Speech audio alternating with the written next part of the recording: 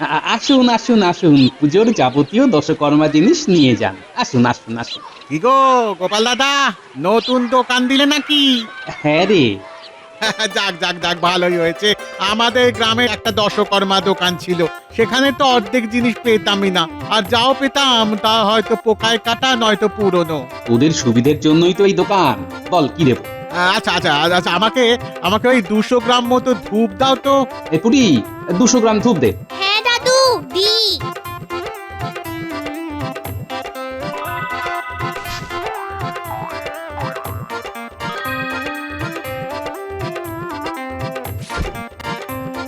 হয়ে পড়ে। তাই নাকি? এই মন্ত্রী, এ আমি কি শুনছি? এই পণ্ডিত আর গোপাল দুজনে মিলে দেখছি আমায় বিপদে ফেলে দেবে। মহারাজ, ঠিক আছে ঠিক আছে, আমি তো এতদিন জানতাম না এই ব্যাপারে। ঠিক আছে, আমি দেখে নিচ্ছি। কিন্তু মন্ত্রী মশাই, আমি তো আপনাকে বলেছিলাম এই বিষয়ে। ওই বলেছিলাম না, আসলে এত চারিদিকে চাপ। কিন্তু তাহলে সরস্বতী পুজোটা কোথায় হবে? টেকো, দাঁড়া বেটা টেকো, তোর ব্যবস্থা আমি করছি। মহারাজ, আমি বলি কি, গোপালের বাড়ি তো অনেক বড়, সামনে অনেক জায়গা, তা গোপালের বাড়িতেই এবছরের সরস্বতী পুজোটা হোক না। গোপালের নাতি নাতনিরাও আছে, সব জোগাড় যন্ত্র হাতে হাতে করেও দিতে পারবে। আরে, এই মন্ত্রী তো দেখছি আমার উপর পুরো বিষয়টা চাপাতে চাইছে। বাহ বাহ বাহ বাহ, এ তো বেশ ভালো কথা বলেছো তো মন্ত্রী। গোপাল, বলুন মহারাজ। কি তোমার কোনো অসুবিধে নেই তো? মানে মহারাজ, আপনি কি যে বলেন, পুজো করতে কেউ কি আপত্তি জানায়? গোপাল নিশ্চয় পারবে। কি গোপাল, পারবে না? যা খেতে ফেলেছি না, কেকোটা এবার বুঝবে মজা। তাহলে গোপাল, সরস্বতী পুজোর সব জোগাড় যন্ত্র শুরু করে দাও। তোমার বাড়িতে এইবার ধুমধাম করে সরস্বতী পুজো হোক।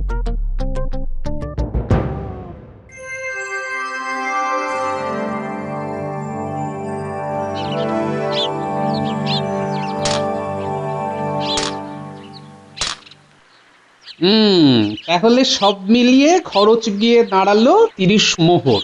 হ্যাঁ গো, তুমি এত টাকা কোথায় পাবে? নাহলে মহারাজকে বলে দাও না এই দায়িত্ব ফিরিয়ে নিতে। অর্থ তো যে করেই হোক জোগাড় করতে হবে গিন্নি। আর মহারাজ যখন নিজে আমার উপর একটা দায়িত্ব দিয়েছেন, তখন তো আমি কাজটা অসম্পূর্ণ করে ফেলে দিতে পারি না। হুম, সেটাও তো ঠিক গো, কিন্তু কি করবে? ভাবছি গিন্নি, ভাবছি কি করা যায়। পণ্ডিত মশাই তো এখনো এলো না দাদু। ও বাবা, দেখেছো, সত্যি তো দশকর্মা জিনিসের কথা তো ভুলে গেছিলাম। সেখানেও তো টাকা লাগবে গো, যা দশকর্মার জিনিসের দাম। দশকর্মা, দশকর্মা পেয়ে গেছি গিন্নি, পেয়ে গেছি। কি পেয়েছো? গিন্নি, আমি আমি দশকর্মা জিনিসের দোকান দেব। বলি দশকর্মা জিনিসের দোকান দেবে? হ্যাঁ, সামনে সরস্বতী পুজো, সবারই দশকর্মা জিনিসের প্রয়োজন।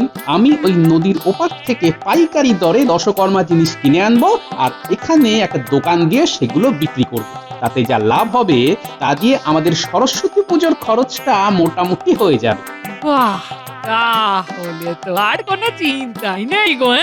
কিন্তু তুমি একা হাতে পারবে সামলাতে একটা দোকান সাজানো? কি চারটিখানি কথা। তারপর তোমাকে তো প্রতিদিন রাজসভায় যেতে হবে, তাহলে দোকান করবে কখন? আরে গিন্নি, রাজসভা শেষ হবার পর যেটুকু সময় হাতে থাকে তখন দোকান করব। আর তাছাড়া আমার নাতি নাতনি গুলো তো আছেই, ওরা একটু দেখবে। কিরে, তোরা পারবি তো? পারবো পারবো। হ্যাঁ হ্যাঁ পারবো। আরে দাদু, তুমি কিচ্ছু চিন্তা করো না, তুমি শুধু বলবে যে কি করতে হবে, বাকিটা এই আমরা সবাই মিলে সামলে দেব। বেশ, তাহলে কাল ভোর ভোরই আমি বেরিয়ে পড়বো, বুঝলি, পাইকারি দরে দশকর্মা জিনিস কিনতে। আর তোরা এদিকে বাজারের দোকানটা বানিয়ে নে, কেমন? আচ্ছা, তোরা দোকান বানাতে পারবি তো? পারবো না আবার? তুমি শুধু এসে দেখোই না আমরা কেমন দোকান বানাই। ব্যাস, তাহলে তো আর কোনো চিন্তাই থাকলো না। এখন শুধু ওপার থেকে জিনিসগুলো নিয়ে আসার পালা।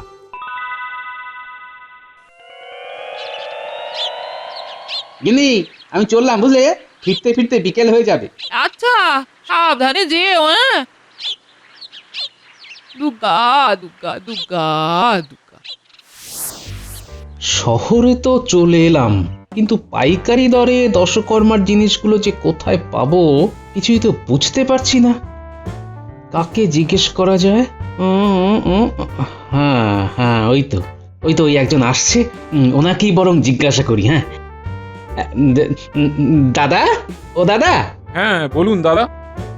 বলছি এখানে ওই পাইকারি দরে দশকর্মার জিনিস কোন দোকানে পাওয়া যায়? দশকর্মার জিনিস, হ্যাঁ ওই তো একটু এগিয়ে যান, সামনেই পড়বে। অনেক ধন্যবাদ।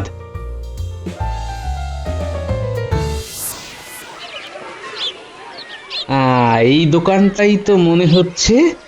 আচ্ছা দাদা, এখানেই কি পাইকারি দরে দশকর্মার জিনিস পাওয়া যায়? হ্যাঁ পাওয়া যায়, কি লাগবে বলুন। মানে আসলে আমি একটা ছোট্ট দশকর্মার দোকান দেব, কি কি জিনিস লাগবে? ও নতুন দোকান খুলবেন? জিনিস বলতে ওই তিল, জব, ধূপ সবই লাগবে। ঠিক আছে ঠিক আছে, অল্প অল্প করে সব গুছিয়ে দিন যাতে একটা দোকান সাজানো যায়। হ্যাঁ হ্যাঁ ঠিক আছে, এই নিন একটা দশকর্মা দোকান সাজানোর জন্য সব আছে। আচ্ছা ধন্যবাদ।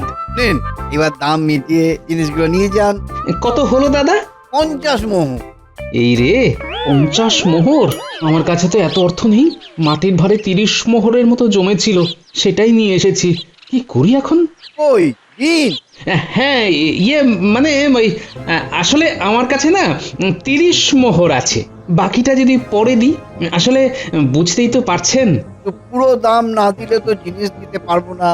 একটু দেখুন দাদা, আমি আমি আমি কথা দিচ্ছি, আমি 1 মাসের মধ্যে আপনার সব ধার মিটিয়ে দেবো। হ্যাঁ, না না, ওইভাবে আমি আপনাকে জিনিস দিতে পারবো না। আমি তো আপনাকে চিনিই না। পরে যদি আপনি আর ফিরে না আসেন, না না হ্যালো করি মা করতে। হ্যাঁ দাদা দেবো। উফ, কি যে করি। আরে এটা কি? আরে এই আংটিটাই তো মহারাজ আমাকে পুরস্কার হিসেবে দিয়েছিলেন। এই আংটিটাই এই লোকটার কাছে বন্ধক রাখি। হ্যাঁ, পরে দোকান থেকে উপার্জন করে সুবিধে মতো নিয়ে যাব। হ্যাঁ, ও দাদা। আরে দাদা আপনাকে তো বললাম আরে জিনিস দেবো না। আচ্ছা দাদা, আমি যদি এই আংটিটা আপনার কাছে রাখি, মানে বন্ধক হিসাবে রাখি, তাহলে দেবেন তো? পরে আমি সুবিধে মতো আপনাকে বাকি অর্থ দিয়ে এই আংটিটা নিয়ে যাব। দেখি দেখি কোন আংটি দেখ। বাহ, তো অনেক দামি আংটি, অনেক দাম হবে। দেখেই দি, লোকটা বাকি মোহর না দিতে পারলে আংটিটা আমার হয়ে যাবে। ঠিক আছে ঠিক আছে, যান জিনিসগুলো নিয়ে যান। অনেক ধন্যবাদ। আরে আরে ওই দিকটা ভালো করে ধর ধর। হ্যাঁ হ্যাঁ, আমি ধরেছি, তুই পেরেকটা লাগা। ব্যাস, দোকান বানানো হয়ে গেল। এবার শুধু দাদুকে জিনিসগুলো নিয়ে আসতে দে, তারপর আমরা সবাই মিলে দোকানটা একেবারে রমরমিয়ে চালাবো।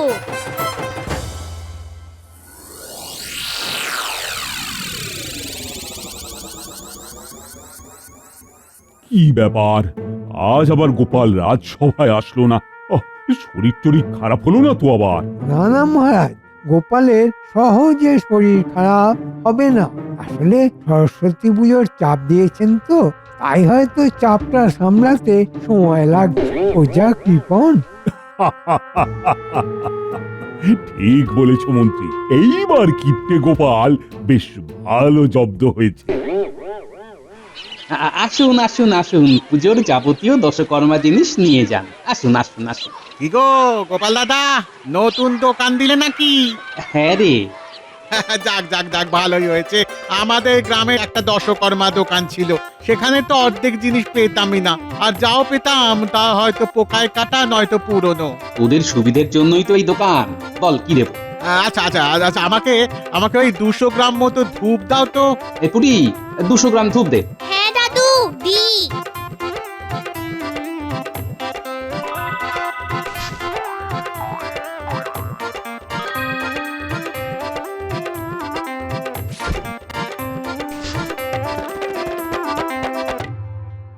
যাক, সব সবজির বাজার মোটামুটি বিনা পয়সাতে হয়ে গেল। এবার এই হাড়ুর দোকান থেকে বিনা পয়সায় মাছটা নিয়ে এলেই হয়ে যাবে। এ কি, গোপাল দেখছি দশকর্মার দোকান দিয়েছে। তার মানে গোপাল নতুন ব্যবসা করছে। দেখে হচ্ছে ব্যাপারটা কি? কি গোপাল, নতুন দোকান দিয়েছো নাকি? আরে মন্ত্রী মশাই যে, আসুন আসুন আসুন। বাবা, তুমি তো দেখছি ব্যবসা খুলে বসেছো। এদিকে রাজসভা থেকেও কামাচ্ছ, আবার দোকান থেকেও কামাচ্ছ। তোমার তো দেখছি ঘটে অনেক বুদ্ধি। মহারাজের থেকে অনুমতি নিয়েছো? আমি দোকান দিয়েছি আমার অর্থ দিয়ে, এতে মহারাজের অনুমতি নেবার কি আছে? আর রাজসভার কাজে ফাঁকি দিয়ে দোকান করছি এমন তো নয়। ওই দিক সামলে তারপর দোকান করছি, এতে তো মহারাজের সমস্যা হবার কথা নয়, তাই অনুমতি নেবারও প্রশ্ন আসছে না। আচ্ছা, আপনি যে প্রতিদিন মহারাজের নাম ভাঙিয়ে সবজি মাছ এগুলো বিনে পয়সা নিয়ে যান, এগুলো মহারাজ জানেন নাকি মহারাজের থেকে অনুমতি নিয়ে আপনি এসব করছেন? ঠিক আছে গোপাল, তুমি আমাকে এভাবে অপমান করলে তো দেখো আমি কি করি। এর ফল তোমাকে ভুগতেই হবে, আমি তোমাকে বলে দিয়ে গেলাম। গোপাল দাদু, মন্ত্রী মশাই তো রেগে মেগে চলে গেলেন, এবার কি হবে? মহারাজকে গিয়ে যদি উল্টো পাল্টা কিছু বলেন? আরে বলুক না, কি বলবে, আমিও দেখতে চাই মন্ত্রীর দৌড় কত। কি গোপাল, কাল রাজসভায় ডুব মারলে কেন? মহারাজ, গোপাল আর কি বলবে? ও তো নতুন ব্যবসা শুরু করেছে, বাজারে নতুন দোকান দিয়েছে, দশকর্মার দোকান। তাই নাকি? আমার কথা বিশ্বাস না হলে আপনি গোপালের কাছে শুনুন না মহারাজ। কি গোপাল, তুমি নাকি দোকান দিয়েছো? কই, আমাকে তো এই বিষয়ে কিছুই বলনি। আসলে মহারাজ সময় পাইনি, ভেবেছিলাম বলবো, কিন্তু পরশু বিকেলেই ঠিক হয় যে একটা দোকান দেব। কাল তো সারাদিন মালপত্র আনাআনি করতেই চলে গিয়েছে। আজকে ভেবেছিলাম আপনাকে বলবো, কিন্তু থাক থাক, আর কিন্তু করতে হবে না। মহারাজ, আজকে সকালে আমি যখন বাজারে গিয়েছিলাম তখন গোপালের দোকানে গিয়েছিলাম। গোপালকে গিয়ে বললাম, কি গোপাল, দোকান দিলে? মহারাজকে জানিয়েছো? তা আমার মুখের উপর সে কি কথা, আপনি ভাবতেও পারবেন না মহারাজ। বলে কিনা দোকান দেবে নিজের অর্থে, তাতে আপনার কাছে জানানোর কোনো প্রয়োজন বসে নাকি ও করে না। কি, তাই নাকি? কি গোপাল, মন্ত্রী যা যা বলছে সব ঠিক বলছে? দেখছেন না মহারাজ কেমন চুপ করে দাঁড়িয়ে আছে? তার মানে তো বুঝতেই পারছেন মহারাজ, আমি বানিয়ে বানিয়ে কিছুই বলছি না। মহারাজ জানেন, গোপাল এও বলেছে যে ব্যবসা করে এমন অর্থ করবে যে আপনার এই সিংহাসনটাকেও নাকি ও কিনে নেবে। কি, এত বড় কথা? দেখি ও কত বড় ব্যবসায়ী। গোপাল, এক্ষুনি আমার ঘরে এসো। আচ্ছা মহারাজ। বেশ হয়েছে, বেশ হয়েছে। ব্যবসা করার শখ এবার চিরদিনের জন্য ঘুচে যাবে। মহারাজ, আসবো? এসো এসো, ভেতরে এসো। তুমি কত বড় ব্যবসায়ী হয়েছো, হ্যাঁ, যে আমাকে বড় বড় কথা বলো? মহারাজ, আমি জানি না মন্ত্রী মশাই আপনাকে কি বলেছেন, কিন্তু আপনার অসম্মান হয় সেরকম কোনো কথা কিন্তু আমি বলিনি মহারাজ। এ তো আমি বেশ ভালোই বুঝতে পারছি। আচ্ছা, কাজের কথায় আস। শোনো, নতুন ব্যবসা শুরু করতে হলে তোমাকে খাজনা দিতে হবে 100 মোহর। যদি 100 মোহর খাজনা দিতে পারো তবেই ব্যবসা করতে পারবে, না হলে কিন্তু পারবে না। মহারাজ, আমার ছোট দোকান সবে খুলেছি, 100 মোহর কোথায় পাবো বলুন তো? আর এইরকম তো কোনো নিয়ম নেই মহারাজ। ও, তুমি আবার আমাকে নিয়ম শেখাচ্ছ? না না মহারাজ, আপনাকে শেখাবো আমি, এত ক্ষমতা আমার নেই। আসলে মহারাজ, আমার হাতে তো এখন তেমন অর্থ নেই।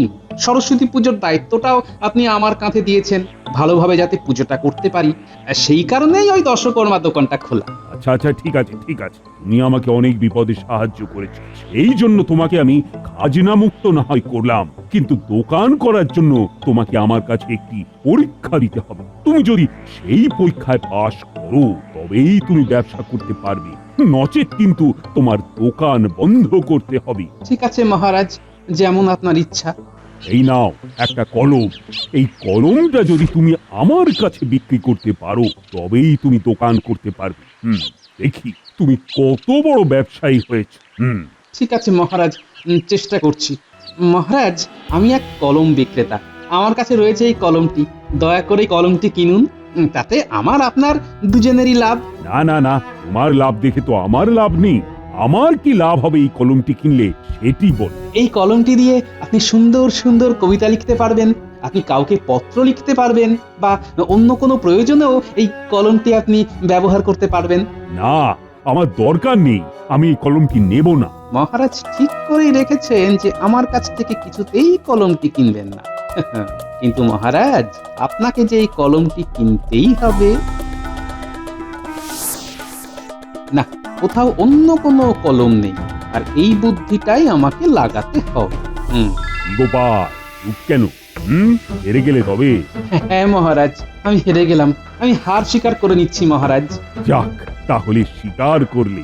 মহারাজ, একটা ছোট্ট আর্জি আছে, আমি যে হেরে গিয়েছি সেটা একটা কাগজে আমাকে লিখে দিতে পারবেন মহারাজ? হ্যাঁ, কেন পারবো না।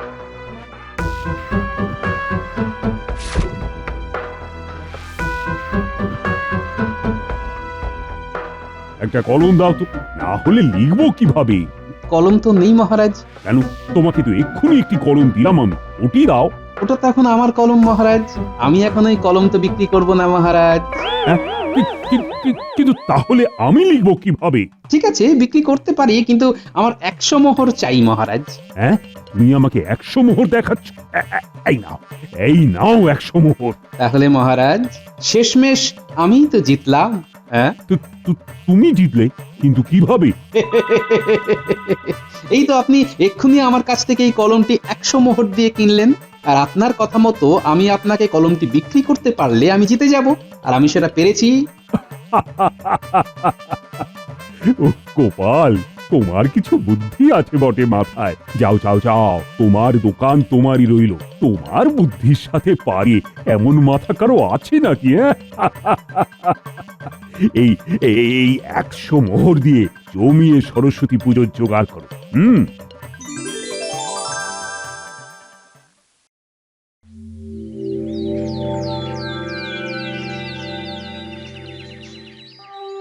ওং জয় জয় দেবী চরাচর সারে কুচ যুগ শোভিত মুক্তাহারে বীণা রঞ্জিত পুস্তক হস্তে ভগবতী ভারতী দেবী নমস্তুতে।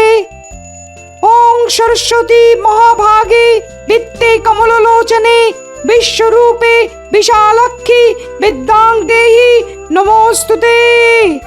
সবাই এইবার দেবীর পায়ে পুষ্পাঞ্জলি দাও।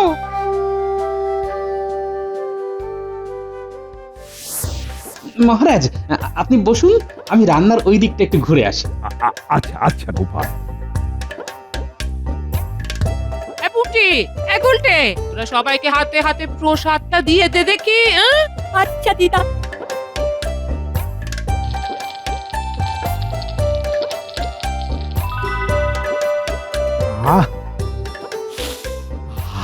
কি গন্ধ! এই গন্ধে খিদেটা যেন আরো 4 গুণ বেড়ে গেল। তাই একটু রান্নার ওই দিকটা ঘুরে আস।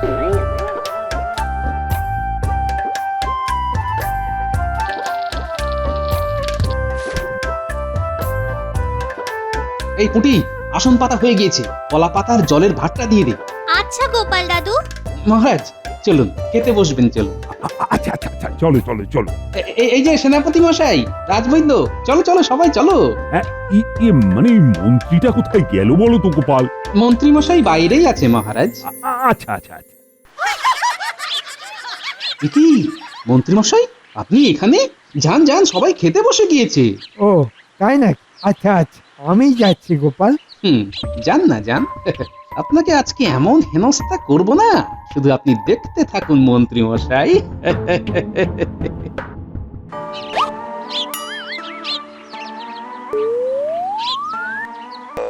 কি সবাই তো খেতে বসে গেল?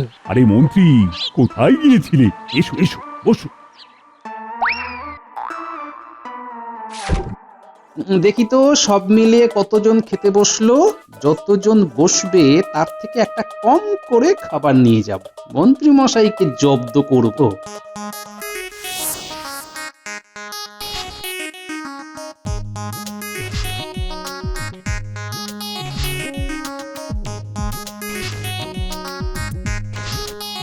যা, বেগুনি শেষ হয়ে গেল।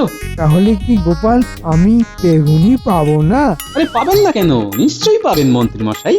ভাজা হচ্ছে, লাবড়াটা নিয়ে আয়। খান মহারাজ, ভালো করে খান। আর রাজবৈদ্য লজ্জা পেও না, কিছু যা লাগবে চেয়ে নিও। যা, লাবড়াও শেষ। মন্ত্রী মশাই, আপনার ভাগ্যে মনে হয় শুধু খিচুড়ি আছে।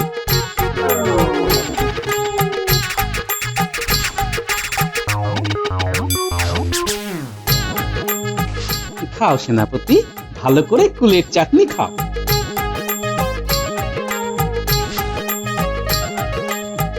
এটা কি হচ্ছে গোপাল? সবার পাতে চাটনি আর আমার পাতে শুধু বীজ।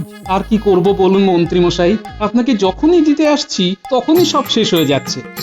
আপনি আজকে ওই কুলের বীজটাই খান, আমি বরং অন্যদিন আপনাকে নিমন্ত্রণ করে কুলের চাটনি খাওয়াবো, কেমন?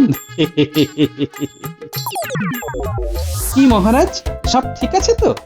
হ্যাঁ হ্যাঁ, বেশ জমিয়েই ভুরি ভোজটা হলো। ও বাবা! মহারাজ, আপনি যদি মন্ত্রী মশাইয়ের কূটবুদ্ধিগুলো না শুনতেন তাহলে আপনাকে আমার কাছে হাঁটতেও হতো না, আর আপনার 100 মোহরও খরচ হতো না। হ্যাঁ গোপাল, ঠিকই বলেছ। সব ওই মন্ত্রীর কূটবুদ্ধি। মহারাজ আমি চুপ! যা হয়েছে ভালোই হয়েছে। মা সরস্বতী যা চেয়েছেন তাই হয়েছে। জয় মা সরস্বতী জয়। জয় মা সরস্বতীর জয়, জয় মা সরস্বতীর জয়। জয় মা সরস্বতী জয়, জয় মা সরস্বতী জয়।